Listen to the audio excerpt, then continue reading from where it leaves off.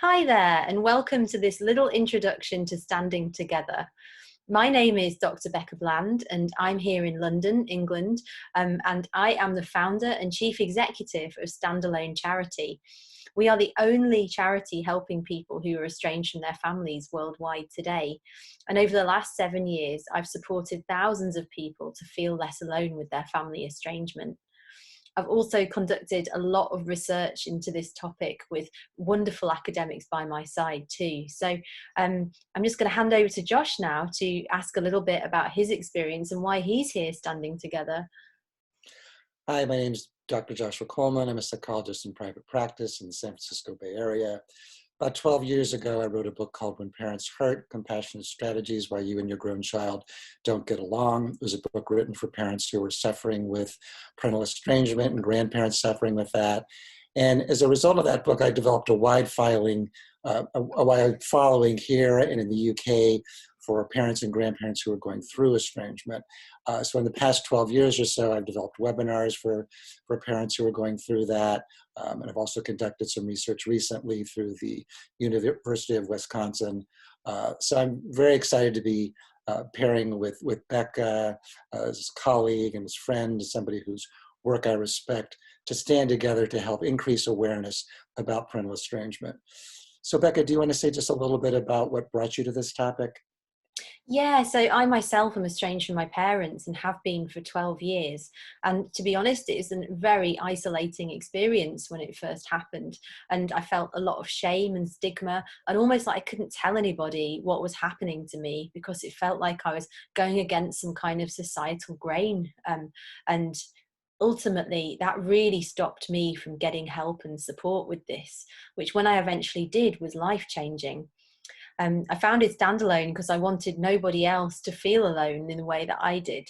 And I think it's so important that when we go and meet caring professionals and helping professionals, that when you disclose that you haven't got a relationship with a family member, that you really are, getting the right response.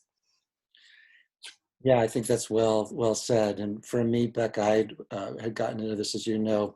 My daughter, when she was in her early 20s, had cut off contact with me for several years, in part as a result of my divorce and remarriage. And it was easily the most profoundly upsetting, disorienting, painful thing that I've ever been through or ever hope to go through again. And at the time, there was really no support out there for parents who were going through what I went through. And like so many parents that I hear from today, the advice that I got was terrible. So I'm really highly motivated, as is Becca, to increase public awareness, to reduce suffering. And that's really one of the reasons why we're standing together. We're standing together as allies to reduce the harm and the suffering of both the adult children and the parents who are going through this. And what would you add to that, Becca?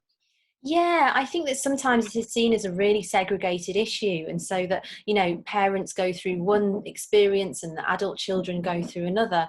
And I'm just going to put myself out there and say that I disagree with that. I think that ultimately there's a lot of shared pain in this experience, whether you've been disowned as a parent or whether you've been disowned as an adult child, or whether you've cut contact as a parent, sibling, or as an adult child. Then some of the things that I've talked around societal stigma apply to both populations. And I think we don't want this field to become entrenched and to become divided. And the reason Josh and I are standing together as equal counterparts here is so that we can teach you together on these both sides of this issue, and hopefully bring together something that will help you to be able to help both. Empathy is one of the most important things in coaching and therapy and any healing process. And it's going to be impossible to help people empathize if we don't understand each kind of perspective in estrangement. Yeah, I think So, that's Josh, what do you think you want to bring to this course? Like, we're offering, some education here around family estrangement to you guys who may be encountering people who have ultimately become estranged from their family. What kind of things do you think that therapists or life coaches need to know? Well, I think since I specialize in working with the parent side, one of the most important things the parents have to learn is how to empathize with their adult child, how to find the kernel of truth in their complaints about the parent, how to reach out to them with compassion and empathy and care, even when they're feeling hurt, even when they're feeling misunderstood. So writing an amends letter is the most important tool that we can teach you to do. It's the most important tool in terms of predicting a potentially positive outcome.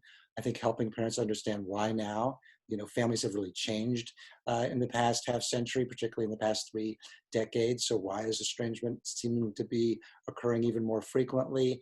How to handle financial issues, how to deal with problematic in-laws, sons-in-laws, daughters-in-laws. What do you do for alienated and estranged grandparents? How does divorce contribute to a potential estrangement? How does your own past affect your ability to communicate to your adult child? So those are the things from the parent's perspective. What would you say in terms of the adult child's perspective that you would want to emphasize, Becca? Yeah, I think it's that classic understanding of being able to deliver non-judgmental support that makes no assumptions about what families look like.